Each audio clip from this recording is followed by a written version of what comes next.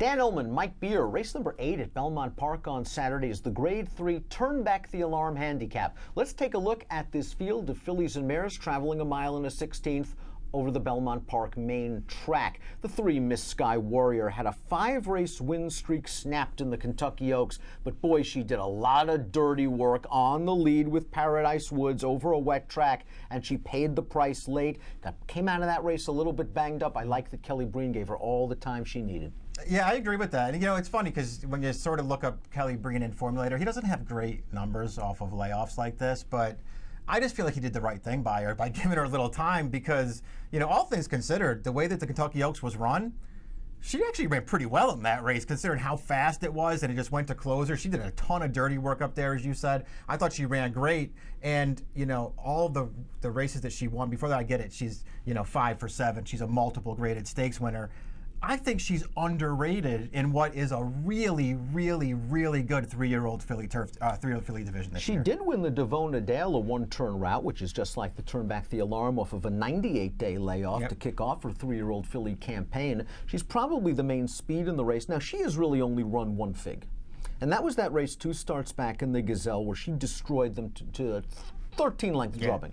Wasn't that one of those days, though, where it was all inside speed and Miss Sky Warrior was able to get to the front? And if you take that 94 buyer with a grain of salt, you have a filly that really doesn't have an edge from a speed figure standpoint over a couple of hard-hitting Grade 3 types. Yeah, I think that's true. I mean, that was Wood Memorial Day. It was a sort of a day where speed was really good at Aqueduct, and of course she was the speed of that race.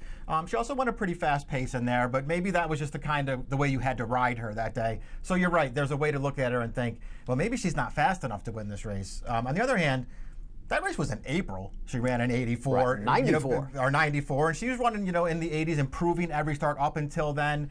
And the other thing about this race, Dan, is just, I know it's a graded stakes race against some older horses.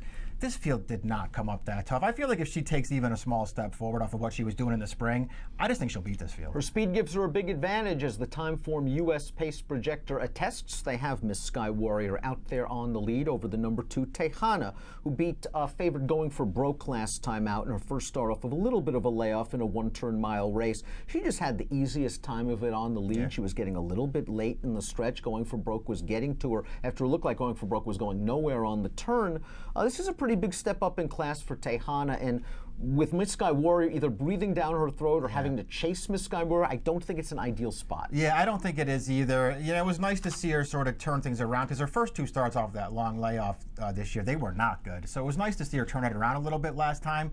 But I got to be honest, I still don't think she ran that great in winning that race. The 3rd horse on the pace projector is Indian Paint, 20-1 on the morning line, a recent winner against optional claiming foes at Parks. The 3rd finisher came back to win with an 87 buyer, but her best fig of 80 just doesn't put her in the mix. Yeah, it just feels like they're probably just taking a little bit of a shot in here. It's worth pointing out that her trainer, Kelly Rubley, is actually sending out some very live horses at this meet right now, but this filly feels like she's found way too tough a spot. This is likely to be Skin for Money's final start of her career. She's cataloged in the November sale at Fasig-Tipton right after the Breeders' Cup, and I think Todd Pletcher's managed her masterfully this year. He hasn't gotten a win, but I don't think that was the point. She won the Grade 3 Rampart in her final start as a 4-year-old filly, and I think this year it was all about getting a Grade 1 placing, and Chad got 2 out of her. 3rd in the Personal Ensign, where I think they were riding to get a placing, and last time out in the Beldame, where I think they were riding to win and they just caught a late. Yeah, just couldn't go with a late.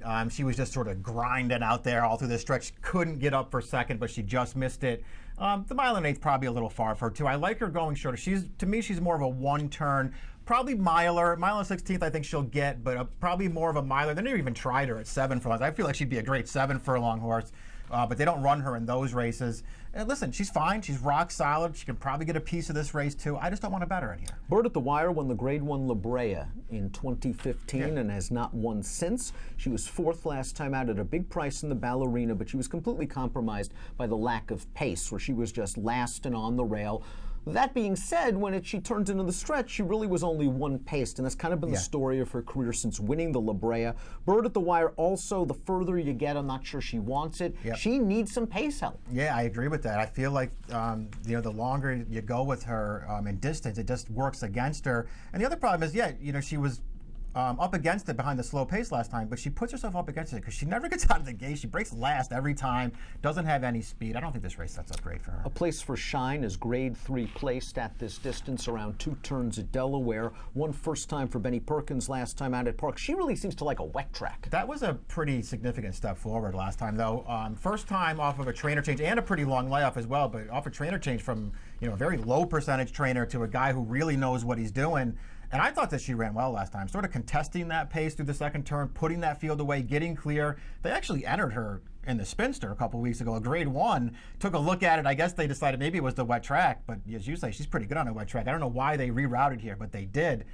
I doubt she could win this race. I think she's a little interesting, though. Let's take a look at the top selections for the Turnback the Alarm Handicap. Miss Sky Warrior, way the horse to beat, likely to control this thing. If she's a little bit short off the layoff, maybe Verve's Tail is the one to try to take her down. I like the things she's done this form cycle for Barclay Tagg. Now, she got a beautiful trip in the Summer Colony, going that 2-turn mile and an eighth that she really appreciates. Yeah. But last time out in the Belle Dame, Joel Rosario is kind of conservative with her coming out of the gate. She's tried to sneak on through inside of a late, and that just didn't work out. She had to alter course off the rail in mid-stretch, and I think that cost her third and maybe even second. I think so. I think that Verve's Tail's okay if this 3-horse gets pressured early, and I wonder if the 2 goes after her as well. This turns into a stamina thing at 1 mile and a 16th. I kind of like Verve's Tail at a bit of a price, although the 3 is the one to beat. You're going 3, 4, 1, and 7. I'm going 4, 3, 5, and 7 in the grade 3 Turnback the Alarm Handicap. Race 8 at Belmont has an approximate post time of 4:16 Eastern. Good luck.